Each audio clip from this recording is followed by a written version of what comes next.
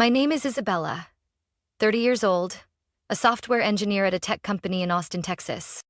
When I decided to buy my first house last year, I never imagined it would put me in the position of being both a daughter and my parents' landlord.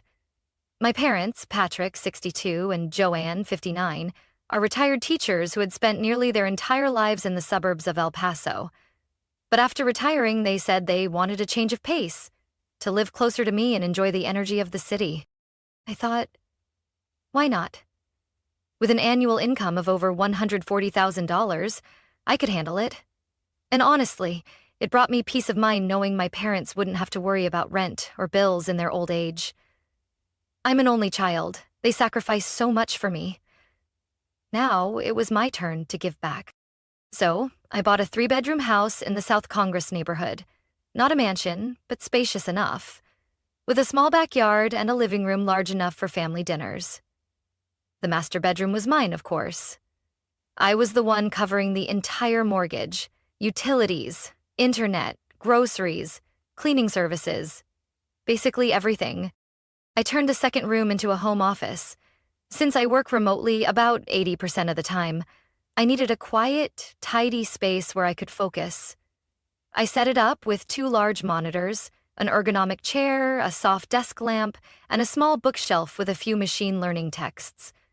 A little corner of peace in my busy world. The third room was the guest room with a folding bed, night lamp, and a wooden wardrobe. Sometimes distant relatives would stay there. Most of the time, it just sat quietly, waiting to serve its purpose. At first, everything was fine. We had a pretty smooth routine. I worked and paid for everything. My parents woke up early, tended the plants, watched old movies, or occasionally baked. It didn't feel like a burden. Honestly, I was happy. I thought I was creating a healthy, grown-up family life where everyone respected and cared for each other. Until the small things started creeping in. But I'll get to that later. I still remember what Dad said the first day they moved in. "Sweetheart, this place feels like we're staying in a luxury hotel." I laughed. Back then, I thought it was a compliment. I had no idea that a few months later, those guests would start thinking they were the owners. It all started one Sunday afternoon. I was reading in my home office when my mom knocked, holding a cup of chamomile tea like she always did. "Sweetie, there's something I'd like to talk about." I put the book down and looked at her.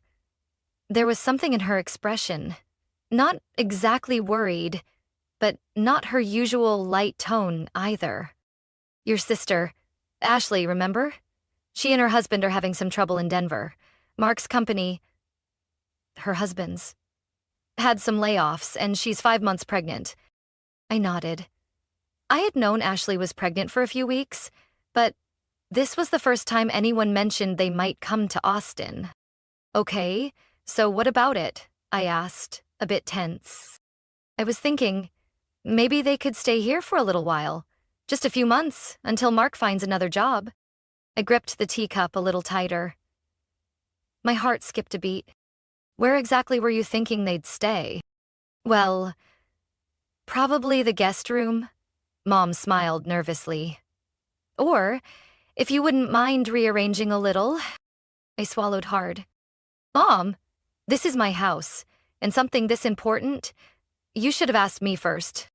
She paused for a moment. "I just thought, we're family. You understand, right?" I didn't answer right away. My chest tightened with a swirl of emotions. Sympathy, frustration, and a quiet, growing unease. 2 days later, I got home from work and froze as soon as I opened the door. Ashley and Mark had arrived. No heads up, no waiting for my approval. Their luggage was stacked right by the entryway. A brand new baby stroller stood in the middle of the living room. Mark was sprawled out on the couch with a bag of chips, and Ashley was chatting happily with my mom in the kitchen like they'd been living here for weeks. I stood there for a few seconds, trying to stay calm. My mom turned and said cheerfully, "You're home. Ashley just got in this morning. I was going to tell you tonight." I forced a smile, but didn't say anything. I walked straight up to my room, shut the door behind me, and felt like someone had walked into my house without a key. Since that day, the atmosphere in the house changed drastically. Mark started taking over the living room TV, and Ashley would often sit in the kitchen making video calls to her friends, the speaker blaring through the whole house. Every time I walked into the kitchen, the fridge looked like it had been raided. The food I'd bought the night before was completely gone. I tried gently bringing it up with my mom. "Mom, I think Mark and Ashley should help with the grocery expenses. I can't keep covering everything." She replied with one sentence that caught in my throat. "They're going through a rough time. And it's not like you're struggling, Isabella." For the first time in months, I clearly saw the line between helping and being taken advantage of. Saturday night, just as I was getting ready for bed, there was a knock on my door. It was Ashley. "Are you still up? I wanted to ask you something." I opened the door, a bit surprised. She stood there, both hands gently resting on her pregnant belly, her eyes hesitant. "I know this is your house, but would you be willing to let me and Mark have the master bedroom for a while? You could sleep in the office for now. The baby's coming soon and we really need the space." I stood silent. Every word out of her mouth felt like ice water pouring down my back.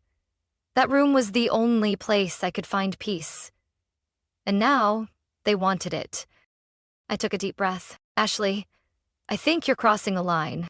I thought, after that conversation, Ashley would understand that boundaries weren't optional in this house. But I was naive. Over the next few days, instead of backing off or being more considerate, she began planting little comments. Half jokes, half hints, but loud enough to know they weren't accidental. "Your master bedroom is really spacious. Even with a crib, it wouldn't feel cramped, huh?" Or once, while we were all having dinner, she casually said, "That big bathtub in your room would be perfect for bathing the baby.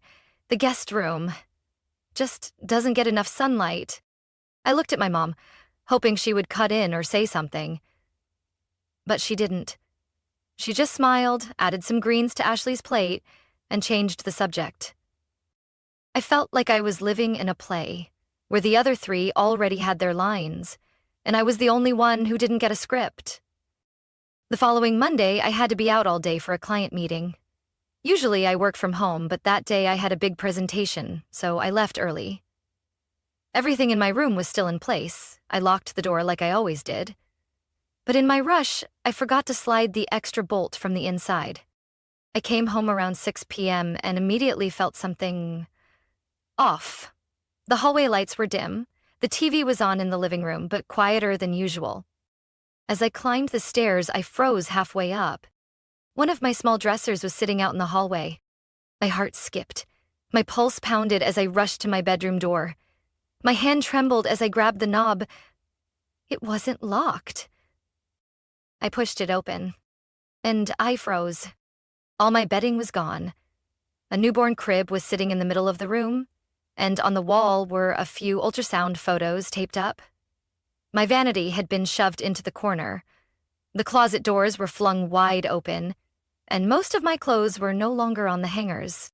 Ashley was sitting there, on the bed that was mine, folding baby towels. She looked up at me with a calm expression. Not surprise, not guilt. "Oh, hey, you're back. I was just finishing up." I stood frozen. My throat was dry. "Ashley, what's going on here?" "Oh, I thought Mom told you. She said we could move into this room. It just makes things easier with the baby. You can use your office instead." "I already started moving your stuff." I could barely speak. I turned and rushed out of the room, heading straight downstairs to find Mom. She was in the kitchen, stirring soup like nothing unusual had happened. "Mom," I said, keeping my voice steady, "you let Ashley into my room without asking me?" She flinched a little, then quickly put the spoon down. "I meant to tell you, but you were busy today. I just thought since you already have the office and Ashley's pregnant, they needed the space more." I clenched my fists. Shock was quickly turning into anger. You know this is my house. You know every dollar spent here came from me. I don't want to make a scene, but if everyone keeps acting like I don't exist, I won't stay quiet any longer. Mom turned away, looking uneasy. You don't have to do this. We're family. I was just hoping you'd understand. Just for a while. I didn't answer. I turned away, feeling a wave of emotion I hadn't felt since I bought this house. Betrayal. Ashley didn't even need to ask. Someone else had already answered for me. And for the first time in my life, I started to truly understand the phrase. Unclear boundaries are an invitation for violation. I didn't yell. I didn't slam anything. But the moment I walked out of that room that had been taken from me, I knew one thing. My silence would no longer be mistaken for consent. That night, I slept in the office, on a thin mattress laid out on the floor. My beloved ergonomic chair had been shoved into the corner like an afterthought. I tossed and turned all night, not because of back pain, but because of the slow-burning rage eating away at me. The next morning, I walked into the kitchen like a ghost. The family had already eaten breakfast. The plates were neatly stacked on the table. Except for one spot, my usual spot, which was completely untouched. No plate, no fork, nothing. Mom glanced at me quickly, then turned back to Ashley with a casual voice. We should probably find a spot to hang the ultrasound picture. I opened the fridge. The chicken I'd bought yesterday was gone. So was the almond milk I drank every morning. In their place were unfamiliar items, some brand of juice I didn't know, gluten-free bread, and a jar of organic almond butter. I got the message. Ashley had officially moved in.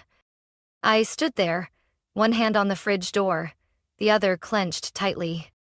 No one in that kitchen looked at me for more than 3 seconds. It was like I wasn't even there. They didn't need to kick me out of my own house. They just had to act like I never existed.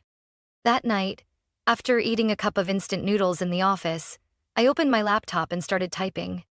I looked up Texas property laws, researched how to evict people who live in your home without a lease. I combed through every clause, every footnote in the state code, not because I wanted a fight, but because I refused to be erased in the very place I built. I drafted 2 sets of documents, official notices requesting them to leave within 30 days, one for Ashley and Mark, and one for my parents. I printed them, signed them, and sealed them in clear envelopes. My hands didn't shake once. The next morning, a light rain fell. I sat in my office, waiting for the hallway to go quiet. When I stepped into the living room, Ashley was watching TV with her feet on the table and a bag of popcorn in hand. Mark sat next to her, scrolling on his phone like he was waiting for a delayed flight. I didn't say a word. I simply placed the 2 envelopes on the coffee table in front of them. What's this? Ashley asked, raising an eyebrow. I looked her straight in the eyes. This is an official notice. You have 30 days to leave my house. If not, I'll proceed with legal action. She scoffed. Isabella, I'm pregnant. Don't you think you're being a little harsh? I clenched my jaw. What's harsh? It's barging into someone else's private space, living off them without contributing and showing 0 respect. Being pregnant doesn't give you the right to wreck someone else's life. She fell silent. Mark chimed in. Did you even talk to your mom about this? I turned, and right at that moment my mom stepped out from the hallway, holding a dish towel. She saw the envelopes on the table, met my eyes, and understood immediately. You're kicking out your own family? I nodded, firm and unflinching. If this family treats me like an outsider, then don't expect to stay here as family. No one said a word, not a single objection, just silence. Tight, sharp, like a wire pulled taut. My mom lowered her head, Ashley flushed red, and Mark slapped his thigh and stormed out of the room. That night, I locked the office door tight and left a 3rd envelope on my parents' table. 30 days. If nothing changes by then, I'll proceed with legal eviction. I sat on the mattress, legs curled to my chest, and felt cold. Not because of the air conditioning, but because of the price of standing up for myself. It wasn't cheap, but it was what needed to be done. I no longer needed them to understand me. I just needed them to know where my boundary was. The next morning, I made coffee earlier than usual. Not because I hadn't slept, but because I knew I was finally doing something I should have done long ago. I stood outside the master bedroom, my old room now labeled Baby Elliot in pastel letters, and knocked 3 times. Ashley opened the door, hair messy, wearing an oversized nightshirt. Her eyes flicked with confusion when she saw me standing there, holding a thick file folder. "What is it, Isabella?" she asked, still groggy. I extended my hand. Cold, unshaken. "This is your official notice. You have 24 hours to leave this house. If not, I'll call the police and file for forced eviction." Ashley's mouth dropped. She froze for a few seconds, then her face started to twitch, like she was about to cry. "You're kidding. You're kicking a pregnant woman out of her home." "Not a pregnant woman," I said calmly. "A woman who ignored boundaries and took over someone else's property." I turned and walked away, not bothering to listen to the sobs behind me. I was tired of tears being used as a weapon. As I came down the stairs, Mark burst out of the kitchen like a storm. He still had half a sandwich in his hand. "Are you insane? Ashley's pregnant. Do you have no heart?" I set the file down on the table and stared him dead in the eyes. "Yes, she's pregnant. But that doesn't give you the right to steal my bed, eat the groceries I paid for, and erase me from my own home. We're family. And that's exactly why I've been patient until now." Mark growled, then threw the rest of his sandwich onto the floor. "As you call the cops, I swear I'll—" I raised my hand to stop him. "I installed security cameras around the house last week. Every threat you've made is on record." His face went pale. That afternoon, my mom came home from the grocery store. As soon as she stepped through the door, she saw me sitting calmly in the living room with a cup of tea, while Ashley sat on the stairs, her face buried in her hands, sobbing. She set the grocery bag down and rushed over. "What's going on?" Ashley sobbed. "Mom, Isabella gave us 24 hours to leave the house. Talk to her. Please, we don't even know where we're going to go." I stood up, calm and steady. "Mom, I've already warned everyone. This isn't about emotions anymore. This is about boundaries. If people keep ignoring me, I will follow the law." My mom walked up and took my hand. "Isabella, don't do this. I'm begging you. You've always been the most generous person I know. Please don't turn this family into enemies." I looked at my mother. The same woman who used to hold me every time I fell as a kid, now standing up for the person who had invaded my space. "Mom, I have been generous for 3 months, but I can't keep sacrificing myself for a family that no longer respects me." That night, no one had dinner together. No one spoke. Ashley laid on the couch with her arm across her forehead. Mark slammed the guest room door as I passed by. My mom sat silently in the dining room, staring out the window like she was searching for a reason not to face me. I ate dinner alone in the kitchen, a piece of cold grilled fish and a glass of water. But for the first time in a long while, my mind felt at peace. I used to be afraid of confrontation. But now, I was afraid of only one thing: losing myself by staying silent. The next morning, the clock struck 7 o'clock. I had just finished setting the table for breakfast when I heard a loud thud from the stairs. It was Mark, dragging down his suitcase. Ashley followed behind him, face flushed and eyes swollen. They didn't say a word. They didn't look at me. I stood by the door, still holding my coffee. My mom came out behind them, her face a complicated blend of emotions. As Mark loaded the bags into the SUV, Ashley turned back, her voice trembling. "Isabella, you've really changed." I nodded slightly. "Yeah. I've learned how to protect myself from what crosses my boundaries." Mark's SUV pulled out of the driveway at 4:12 p.m. I know the exact time because I had been standing in the kitchen for almost an hour, not waiting, just making sure it was really over. There was no goodbye hug, no glance back. They left as quietly as they had taken up space in my life, uninvited, unnoticed, and unapologetic. The door shut, and everything sank into a strange kind of silence. No more TV blaring all day, no more crumbs scattered on the couch, no more long calls for Mom echoing through the house like she was their maid. It was just me, Mom, and a space that could finally breathe again. That evening, I didn't eat downstairs. I brought my dinner up to my room, turned on the soft golden light, played a quiet instrumental track, and looked around at the master bedroom I had just reclaimed. The bedding was in its place, my favorite old photo frame was back on the vanity, my room, my home, and finally, my peace. Around 10 p.m., I heard a knock at the door. I didn't rush. I took a deep breath and quietly said, "It's not locked." My mom walked in, moving slowly, holding that old knitted shawl she always worked on during long, thoughtful nights.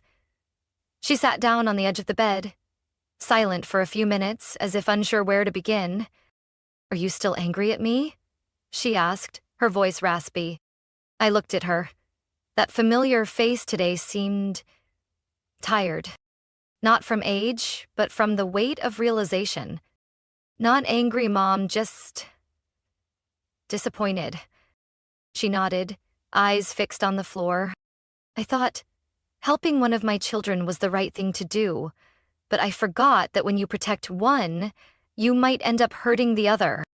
I didn't say anything, she continued slowly. I'm sorry for putting so much pressure on you, for not standing by you, even when you were the one carrying this entire household. I truly didn't realize things had gone this far. I set the tea tray down on the table and turned to her. You know, Mom, I never wanted you and Dad to leave. I bought this house partly so you'd have a safe place in your retirement. But if everyone sees me as just a walking wallet, a machine that pays and tolerates, then I'd rather live alone.